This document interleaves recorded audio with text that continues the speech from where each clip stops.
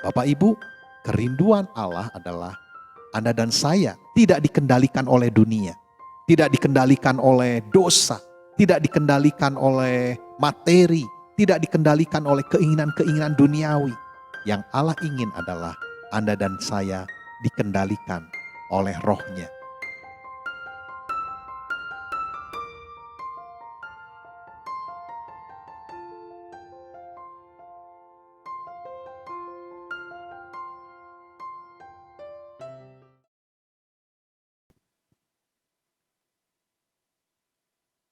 Kehidupan kita sepertinya adalah seperti orang yang merdeka. Tidak terbelenggu, kita bebas. Tetapi sebetulnya siapa yang mengendalikan kita? Atau dikendalikan oleh apa kita ini? Mari kita lihat sebuah kebenaran. Allah sebetulnya tidak menginginkan ada yang mengendalikan kita atau menguasai kita. Selain Allah sendiri yang mengendalikan dan memimpin. Apa yang dapat menguasai dan mengendalikan kita? Dalam kehidupan kita, yang dapat menguasai dan mengendalikan kita adalah dosa. Lalu kebiasaan-kebiasaan, keinginan-keinginan, materi atau harta, uang, dunia. Bahkan mungkin kita aktif di gereja, aktif dalam pelayanan. Tidak menutup kemungkinan sebetulnya tanpa disadari kita dikendalikan dan dikuasai oleh harta, uang, dunia, kebiasaan-kebiasaan yang lain. Oleh karena itu kita perlu jujur di hadapan Tuhan. Ketika kita berdoa, ketika kita baca Alkitab, kita perlu jujur membuka diri seakan-akan bercermin untuk melihat kondisi kita. Dan solusinya ada di dalam Yesus.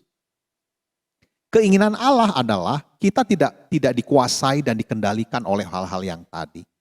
Keinginan Allah adalah kita menguasai dunia.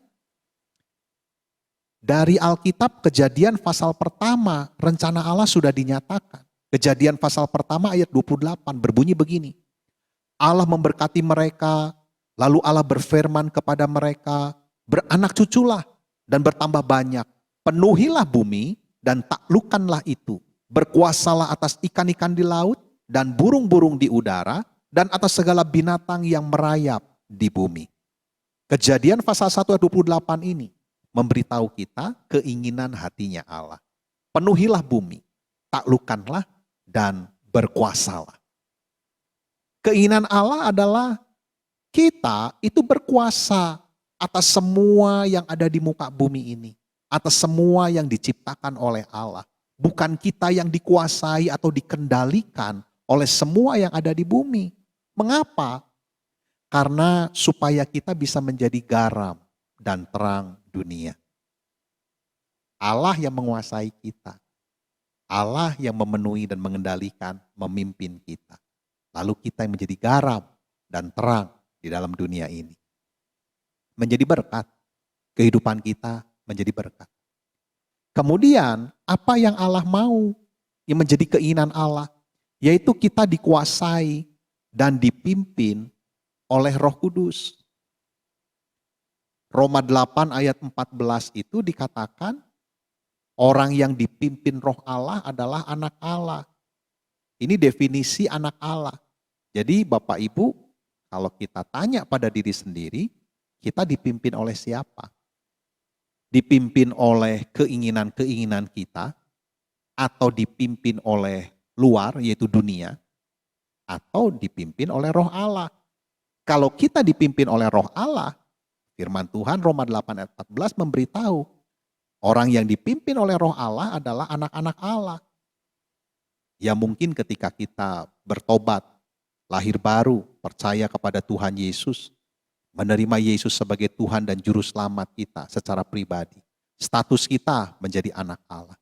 Tapi dalam kehidupan kita sehari-hari, kita masih tidak membiarkan Roh Kudus yang memimpin kita. Harusnya mulai hari ini ketika kebenaran ini kita dengar, izinkan Roh Kudus memimpin kita. Nah, itu rencana Allah dari awal.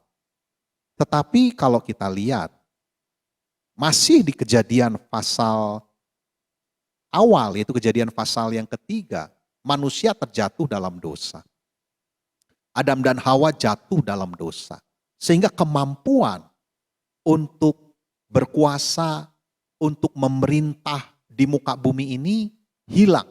Akibat manusia jatuh dalam dosa. Tetapi Allah mengembalikannya kembali. Bagaimana caranya mengembalikannya kembali? Bapak Ibu, kita memang ditakdirkan untuk memerintah dalam kehidupan ini. Kita dipanggil oleh Allah untuk berhasil, untuk menikmati kekayaan, kesehatan, kehidupan yang berkemenangan. Itu yang Allah rindu dalam hidup kita. Allah tidak ingin kita menjalani kehidupan yang menjadi pecundang. Kehidupan yang dalam kondisi miskin, gagal. Mengapa? Karena Allah bertujuan supaya kita ada di muka bumi ini menjadi berkat. Menjadi garam dan terang dari dunia ini. Sehingga Allah memberkati kita dahulu. Di Kejadian pasal 1 ayat 28 itu diawali dengan Allah memberkati. Baru kita diperintahkan untuk memerintah. Allah mengembalikan kemampuan yang hilang itu akibat Adam dan Hawa jatuh dalam dosa. Kemampuan untuk memerintah di muka bumi ini. Untuk menjadi berkat. Untuk menjadi garam dan terang dunia. Allah mengembalikan itu melalui Yesus. Roma 5 ayat 17 berkata begini. Sebab jika oleh dosa satu orang, maut telah berkuasa oleh satu orang itu, maka lebih benar lagi mereka yang telah menerima kelimpahan kasih karunia dan anugerah kebenaran akan hidup dan berkuasa oleh karena satu orang itu, yaitu Yesus Kristus. Ayat ini memberitahu akan hidup dan berkuasa oleh Yesus Kristus. Kita berkuasa dalam kehidupan dengan cara menerima Tuhan Yesus sebagai Tuhan dan Juru Selamat secara pribadi. Kita menerima segala sesuatu yang telah Yesus capai di kayu salib untuk kita. Dan ketika itu terjadi, maka kemampuan untuk memerintah di muka bumi ini menjadi berkat, menjadi garam dunia, menjadi terang dunia. Itu akan mulai terjadi. Jadi bukan karena kemampuan kita bisa jadi berkat. Kemampuan secara manusianya kita tidak bisa. Tetapi Yesus yang menampilkan dirinya dalam diri kita.